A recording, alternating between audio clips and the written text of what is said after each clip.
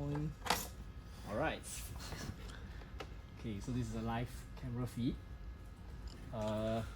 Essentially here is our camera processing pipeline. What we can do now is we can perform thresholding on a certain color. So we can use this eyedropper tool to click on this specific color, which will tell us boundaries of where these colors RGB values are.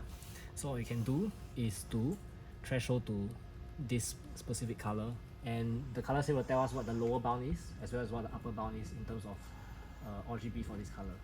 So continue setting this to be near. Okay, and this is for setting the threshold, which we will take a look at later.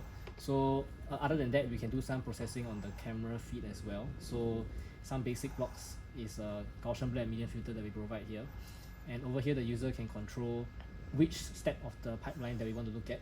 So what we can do now is, this is the raw feed we are looking at. If I go to the pre-processing step, as of now there's no change because I haven't put in any blocks, but if I put in a Gaussian blur, you can see that the image blurs. So this is without and this is with. And then alternatively, a median filter also gives you a different kind of pre-processing, and you can also put both, and in different orders there's some slight differences as well in terms of what kind of blurring it provides you. And after that, we'll do the thresholding. So this takes the threshold that we calculated here just now and generates a bitmap. So you can see this is roughly thresholded. We can continue fine-tuning this threshold by lowering the boundaries. So we can make it even tighter. This will cut down the amount of colors that we detect. Yeah, and then maybe something like this.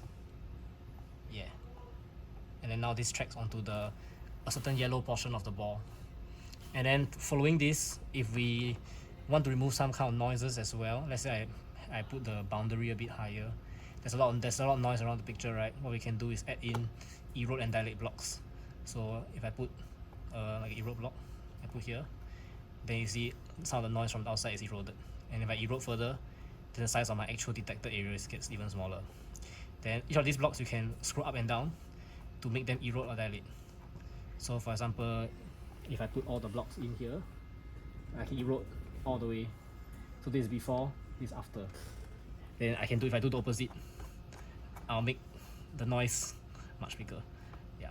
So for this case, we can do like an erode, dilate, maybe another erode, dilate, perhaps. Yeah. Then this is a decent-ish kind of track. Then next we can move on to the object detection. So for the object detection, we use the main algorithm that we use is the union find disjoint set algorithm that we wrote in Verilog. And the simple idea is that we search for the nearest 4 neighbors instead of 8. So if you see here, when each pixel come in, we will sample the top 4 neighbors, so the left and ordered. We'll sample it, and then we see whether it is a white block, which is just a 1 since it's a bitmap. And then we'll go through the union find algorithm, which is union update stats. And by this point, we would find a fully connected component. And after the final component, okay, this is a whole cycle that it goes through. And after you can do a filter and refine. So if here, filter and refine is to remove noisy blocks. So you see over here, even these are considered as components. However, we can make it such that a 16-bit or a 16 connected component piece is considered as one component. So you can see that the block has disappeared. So if you want to reduce all the noise, you can put 64 if your object is big. So only a 64 pixel connected component will be considered as an object. And we can also put multiple bounding boxes. Just now you have saw that there were 2 bounding boxes. You can limit it to 1 also. So that depends on how many objects you want to track. Then now if you go to the number 4, if you go to a size 4 box, then the noisy stuff will not show up anymore. Yes, it will only show 1. Also, at every step, because this algorithm is a bit complex and not understandable, and this whole project is supposed to be an educational product, we have this pop-up for each tab that allows users to read, to understand how it roughly works. So if I click the next one, it will show some text explanations, such as how filtering work and bounding boxes. Yeah. So this entire state diagram. It's all explained through text here. And should user want to return, they can click post feed. So you can go back to do any other settings they want to, and just return back here. And now, after you're done with all the settings, you can click track, and it will start tracking. Okay. Yep. And then to see it, to remove that, you just click the right button. You'll keep tracking. So okay, apart from that, if we go back to this step, right? Okay, so yeah, the numbers on the screen here are meant to be the KP and KD values for the pen and tilt servo. So what you can do is press C, which will immediately set it to be the values on the switches here. So it's a 4-bit value for each. So this is this 4 bits is for KP for the pen, this 4 bits is for KD for the pen, and then KP for tilt, KD for tilt. So essentially you can just set to different values, and we can look at this one. If I set, so at 0 it's not tracking for KP. If I set it to like 2, you can see it's tracking but it's a bit slow. Then if I up it to 6, then there's a decent kind of pen track.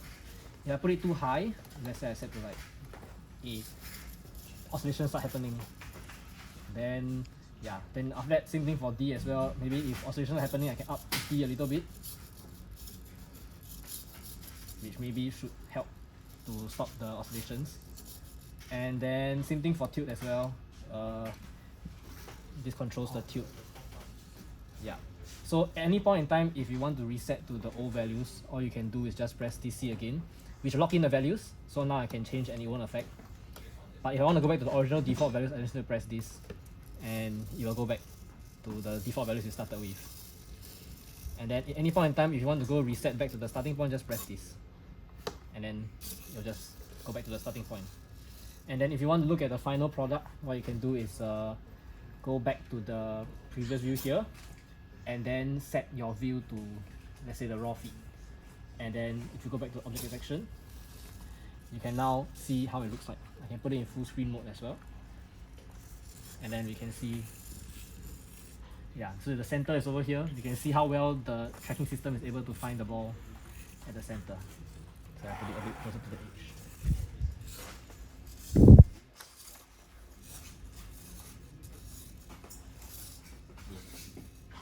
And I think that's all. Yep.